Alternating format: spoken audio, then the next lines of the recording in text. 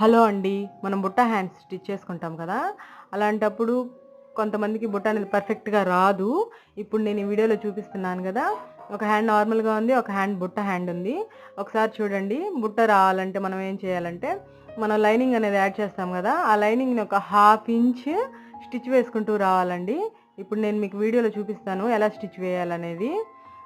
Main క్లాత్‌కి, lining క్లాత్‌కి సంబంధం లేకుండా ఫుల్ హ్యాండ్ మొత్తం స్టిచ్ వేసుకుంటూ రావాలండి. ఒకసారి చూడండి స్టిచ్ ఎలా వేయాలనేది. ఇలా స్టిచ్ వేసుకుంటూ రావాలండి. ఫుల్ హ్యాండ్ మొత్తం లైనింగ్ స్టిచ్ వేసుకుంటూ రావాలి. మీకు ఫైనల్ రిజల్ట్ అనేది ఇప్పుడు చూస్తారు ఎలా వస్తుంది బుట్ట అనేది.